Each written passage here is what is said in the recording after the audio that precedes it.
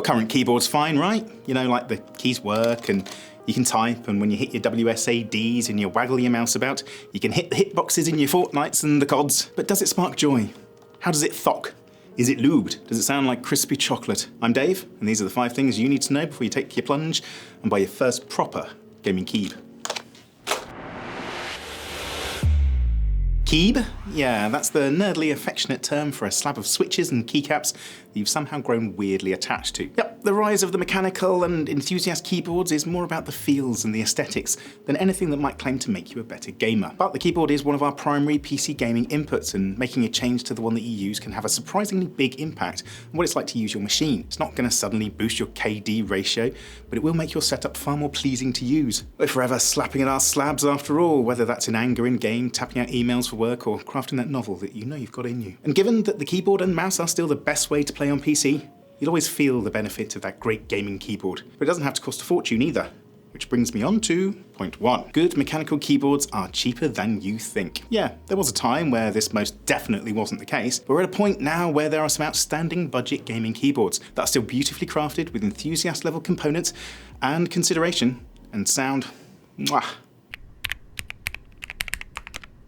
So case in point is this little beauty. I brought it from home, it's mine and I love it. This is the Mountain Everest 60 and it's all the keyboard I need. And recently, it's been on sale for just $30. It's got great build quality, has hot swappable switches so you can pick and choose what goes in there. It's got sound dampening and the acoustics are a delight. And look at them lovely PBT keycaps. But there are other affordable mechanical keybs that give you 90% of what a more expensive board can offer at a fraction of the price. Oh, this little beautiful resin escape key. Yeah, that's a whole other rabbit hole of custom keycaps that are most definitely not cheap. But you should see the Mario-inspired sideways scrolling spacebar that Jacob has. Ooh. Point 2. Wireless keyboards aren't necessary. Bluetooth doubly so. Now, there are definitely some peripherals where I will say you get a far better experience going for a wireless version. With a gaming headset, I would say it's absolutely vital for it to be wireless. Okay, I am largely saying that as a man who has been known to forget they're wearing a headset and has both toppled over their PC tower and irretrievably bricked their wired headset by doing so. Snapping cables, plugs, and PCs, it was a whole thing. And mostly the fault of the headset. Yeah, mostly. A gaming mouse is also a far better wireless device as well. There's no cable to get tangled up or drag your hand as you whip it across the desktop. Same with the controller. You don't want that to be tethered to your PC when you want to hurl it across the room after a really frustrating game of FIFA against a preteen. But a keyboard? Nah, wireless connections are a luxury at best and a frustration at worst. You may want your desktop to be clutter-free, to have that Scandi Zen starkness that can only be achieved when there are no wires across your desktop. But really, how much do you need your keyboard to operate on a battery? When you've got a wireless headset and a mouse already, you've also got the issue of potential interference. You might think you can get around that by going with Bluetooth instead of a 2.4 GHz dongle, but you can't play games over Bluetooth. Well, you can, it's just that the latency sucks, so you don't want to. Better off with just a single cable connecting your keyboard to your PC and be safe in the knowledge that all the RGB lighting in the world isn't going to drain your battery. And hey, you can get some really pretty cables these days too. Point 3. Go for a Hall Effect keyboard for competitive gaming. If you've paid any attention to the controller market recently, you will have seen the rise of the Hall Effect pad. But maybe you didn't know Hall Effect gaming keyboards were a thing too. In controllers, they use funky magnet-based inputs for both thumbsticks and analog triggers, and on a keyboard, they're used to track the movements of individual switches. It's worth saying up front that the Hall Effect stuff is not new, not even in the gaming world. Sega Saturn 3D and Dreamcast consoles both had pads with Hall Effect sticks in them. But it's also worth mentioning what the hell I'm talking about too. Basically, in the terms that we're talking about, the Hall Effect is a method of tracking the motion of an analog device using magnets and measuring the subtle changes in the magnetic field as those analog parts move around. In a controller, that means the movement of an analog stick or trigger, but on a keyboard, that means tracing the movement to the stem of a key switch, all the way up and down its length of travel. Instead of the actuation of a single press of a key being determined by the physical touch of a closed circuit, Hall Effect switches use those magnetic field changes to achieve greater accuracy and customization. It means you can have an analog keyboard where a single key can have multiple inputs depending on how hard you press it down. Press it down lightly, and maybe your character will creep forward.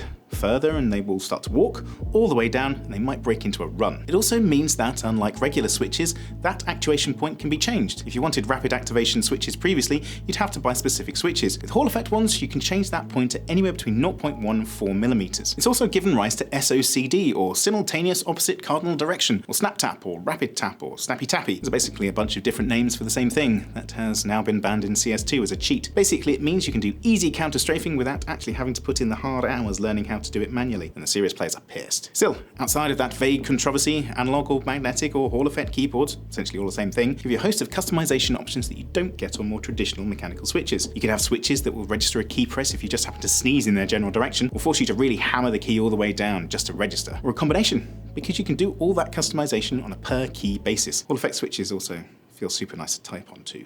Point 4, don't give up keys you use just to have a small keyboard. Small keyboards are cool, there's no getting away from it. They just look a lot funkier than those sprawling slabs filled with function keys and numpads and that whole bunch of buttons above the cursor keys that no one really uses. It's more practical for gaming too, having either more space for your mouse to be swept alongside your keyboard without the numpad getting in the way, or just more comfortable because your arms and shoulders aren't spread out further than they really should be. But before you pick a real diddy keeb, have a think about exactly what buttons you use on the regular, ones that you might come to miss. A TKL or 10 keyless board just ditches the numpad, leaving everything else the same. That's a decent compromise, and you don't lose any other functionality with that. At the other end of the scale is a 60% board, which to me is a masochist's keyboard. And I say that as someone who's dabbled with the brain-twisting adjustments that come from using an ortholinear split keyboard. Anyway, those 60% boards basically get rid of anything useful, and you just get the basic alphanumerics and little else. Me, I use the cursor keys too much when I'm typing not to have them readily available, and that becomes a deal breaker. Which is why I have 65% keys as my go-to. Just having those few extra keys really does make a difference. But what about those alt code obsessives? You know who you are. Well, again, I come back to my little Everest 60 board. Not only is it a lovely cheap keyboard, but it also comes with an optional hot swappable numpad, and you can attach that to either side of the board too. And I'm here to tell you, it's the expert's choice. It's the best of all worlds, the lightest timeline, especially if you left dock your numpad. Only losers have a numpad on the right-hand side of their keyboard, and you can quote me on that. Point 5. Don't underestimate the typing sound and feel. This is where things get real nerdy for the dedicated keyboard enthusiast. Sound and feel. You want a TikTok rabbit hole to head down? Then have a look for keyboard ASMR, and you'll find vid after vid of creamy, chocolatey sounding keyboards as someone dances their digits across a ton of different keys. Where once it was purely a case of trying to figure out which switches you prefer from maybe a million different ones, now there are a million different things which can impact the feel and sound of a keyboard. Whether that's the heavy chassis or metal keycaps or looped switches or foamy sound dampening, all of these things impact the actual typing experience, and you shouldn't underestimate it. This is where a keyboard can spark joy. This is where you will end up falling in love with a particular key, or maybe grow to hate it. This, however, is the issue. It's impossible to know just how creamy a thock you'll get from a spec sheet alone. That means your best bet is to read reviews and watch those ASMR TikToks. We could spend a week in real time talking through all the 1,000,001 different switches you could jam into a hot swappable enthusiast keyboard, but I think that's probably going to be a bit much for your first time buying a new keeb. Better just to take the plunge, thinking about all the points we've made here in this video and see how you get on with your new board, because whichever one you end up with, the beauty of the modern keyboard is they can often grow with you. Maybe you find you'd prefer a heavier switch, or maybe you'd prefer it to be quieter. There are almost endless possibilities. But before I leave you, I do want to sound one note of caution. For a certain type of person, the enthusiast gaming keyboard world is one you can get lost in. So yeah, my name's Dave, and if you're a thock-chasing keyboard nerd like me, like this video and follow PC Gamer, then you might end up with more keyboards than you have fingers to type with. You have been warned.